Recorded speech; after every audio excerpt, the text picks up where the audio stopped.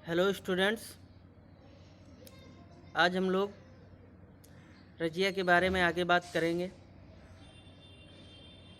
पिछले सेक्शन में या पिछली क्लास में हम लोगों ने रजिया से संबंधित कुछ खास बातें जानी थी, जैसे कि उसके अंदर कौन सी विशेष योग्यताएं थीं जिनकी वजह से वह दिल्ली की उत्तराधिकारी बनी। पिता से उसके यानी कि इल्तुतमिश से उसके किस प्रकार के लगाव थे, उसके विषय में हम लोगों ने जाना था।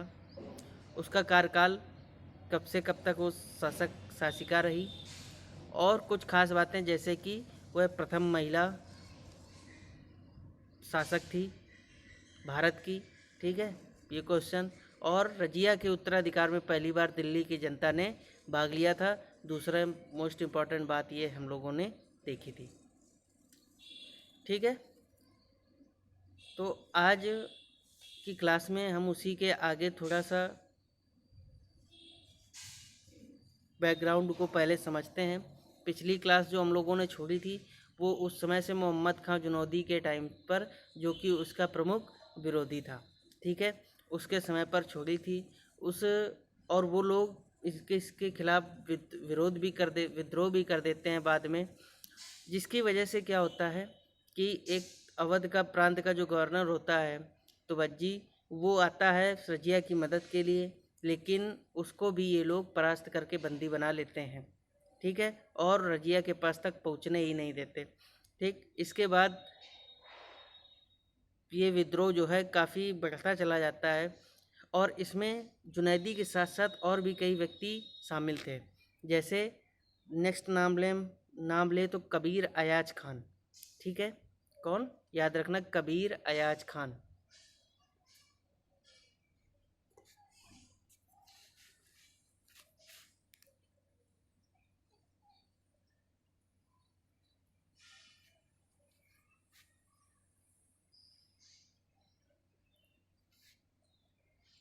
कबीर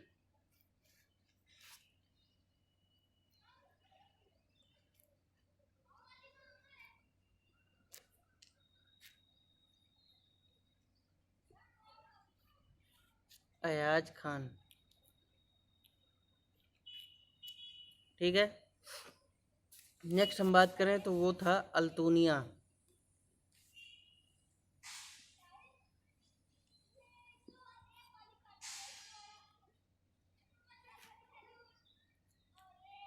जो कि भटिंडा का गवर्नर था। ठीक है, ये प्रमुख इसके विरोधी थे जिनके नाम आप लोग याद रखेंगे। तो चलिए सीधे अब हम लोग चलते हैं पॉइंट पर।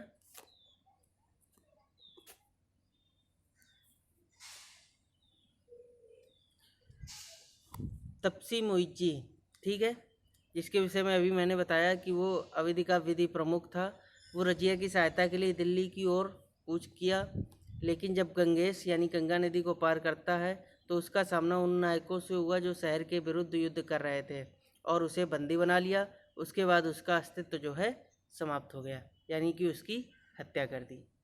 नेक्स्ट हम लोग देखते हैं कि रजिया सुल्तान के प्रमुख कार्य। एक समझदार शासक होते हुए रजिया सुल्तान ने अपने अधिकार क्षेत्र में विधि पूर्ण शांति व्यवस्था जो है स्थापित की, जिसमें प्रत्येक व्यक्ति को उसके द्वारा स्थापित किए गए नियमों और विनियमों का पालन करना होता था।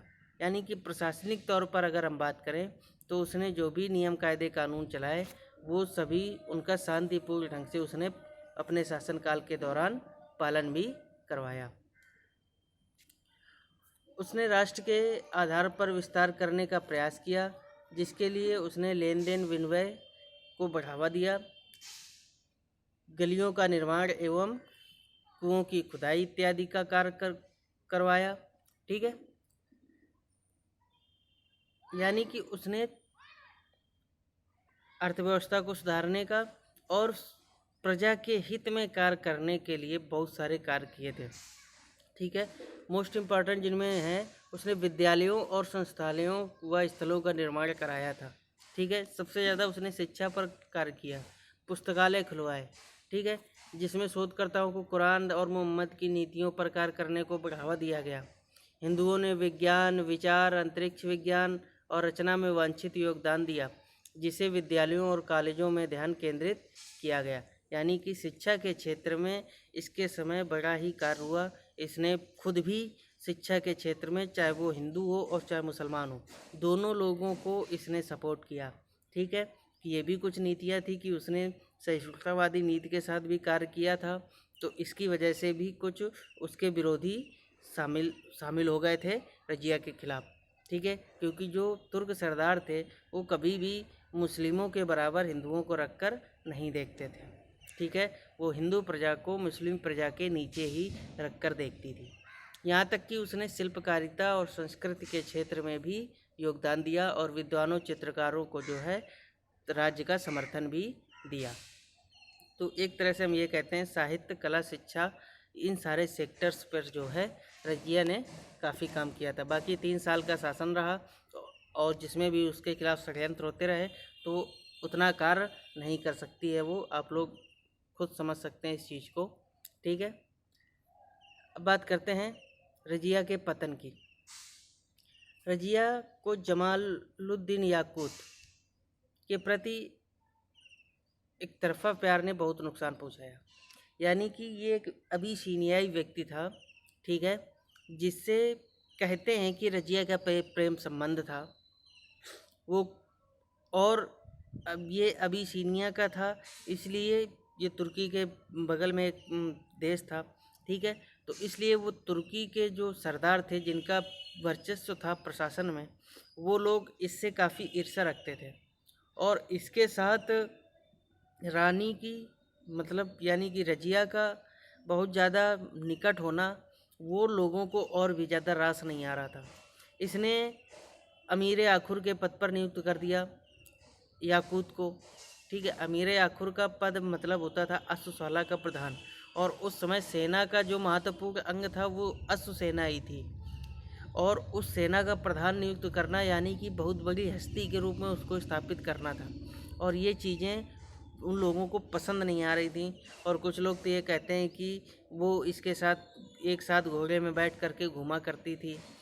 ठीक है, तो इन सारी वजहों से इसके खिलाफ काफ़ी, रजिया के खिलाफ काफ़ी असंतोष हुआ उन लोगों के अंदर। ठीक है, लेकिन दूसरी तरफ एक व्यक्ति और था जो मैं बताना चाहूँगा आपको,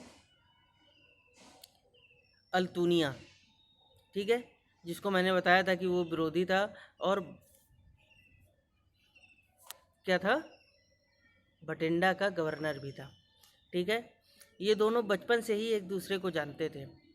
ठीक है, और जब युवा हुए तब अल्तुनिया जो है रजिया से प्रेम भी करता था, लेकिन रजिया जो है उसकी तरफ ध्यान नहीं देती थी। और जब रजिया का याकूत के साथ इस तरह का संबंध देखा गया तो अल्तुनिया को ये बात बर्दाश्त नहीं हुई और उसने जो है फिर भटिंडा में विद्रोह कर दिया। भटिंडा का विद्रोह दबाने के लिए रजिया यहाँ से दिल्ली से जाती है। वहाँ पर कबीर अयाज खान और इन लोगों ने मिलकर के रजिया को परास्त कर देते हैं और उसको कैद में कर लेते हैं। वहीं इस तरफ जो है मोहम्मद जुनैदी, जिसका हम लोग निजामुल मुल्क जुनैदी जो नाम बताया, उसने क्या किया कि दिल्ली की में सत्ता परिवर्तन करके बहराम शाह, इसको बहराम शाह, जो कि रजिया का भाई था,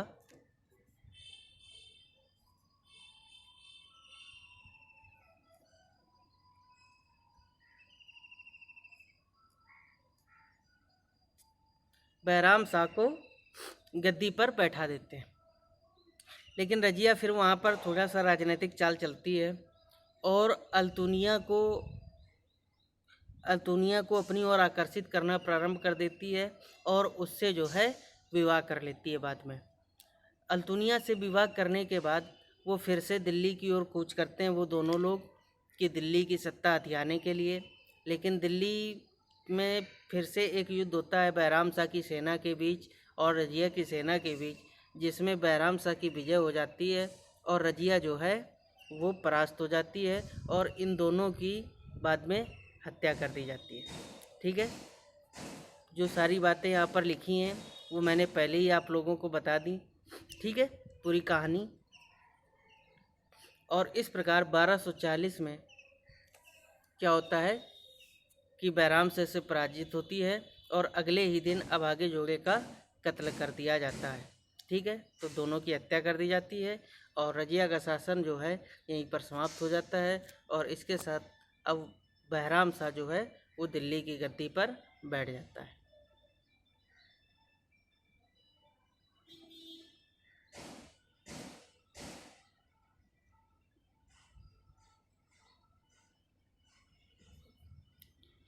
इसके बाद नेक्स्ट क्लास में हम लोग बलबन के बारे में पढ़ेंगे, ठीक है।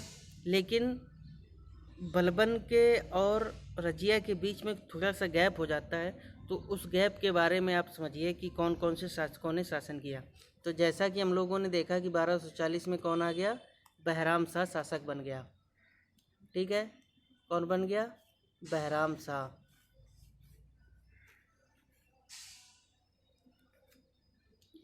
ये जो है 2 वर्ष यानी 42 तक शासन करता है। इसके बाद ये भी, चूँकि ये सब सारे भाई अयोग्य थे, इन सब में रजिया सबसे श्रेष्ठ थी, इसीलिए इल्तुतमिश ने उसको चुना था। तो ये कुल मिलाकर ये पूरे जो है तुर्क अमीरों की कठपुतली बनकर रह गए थे। वो लोग जैसा चाहते थे उसी तरह से कार्य होता था। दूसरा इम्पॉर्टेंट पॉइंट याद रखना कि बहराम शाह के समय एक नया पद सृजित किया गया जो था नायब ए ममलिकात, ठीक है। कौन सा पद बनाया गया, नायब ए ममलिकात।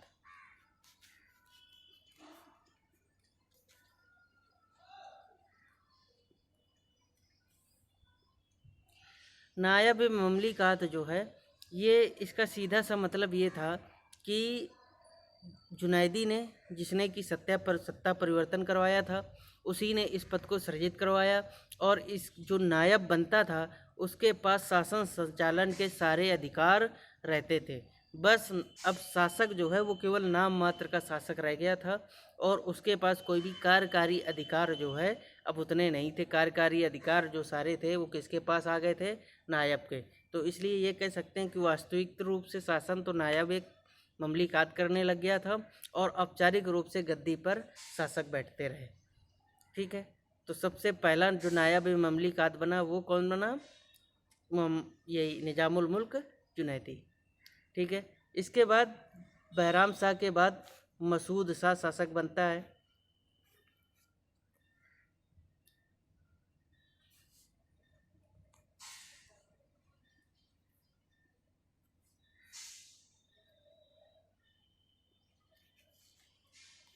जो कि 43 से 1243 से 46 तक, ठीक है। 3 वर्ष तक ये भी शासक बनता है। इसके बाद नासिरुद्दीन महमूद,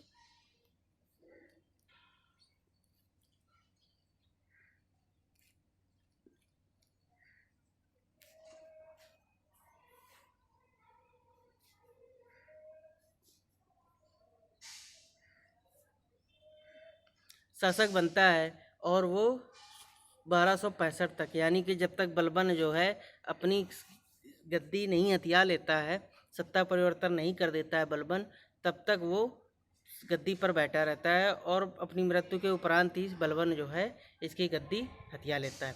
इस बीच में जो है बलबन का उत्कर्ष काल होता है। बलबन इसी बीच में इस काफ़ी उन्नति करता है। नासिरुद्दीन महमूद के समय वो नायब के पद तक पहुंचता है। पहले अमीर हाजिब का पद प्राप्त करता है, उसके बाद नायब के पद पर पहुंचता है। और उलूग खां की उपाधि जो है नासिरुद्दीन महमूद के द्वारा ही 1249 में दी जाती है। किसको, बलबन को।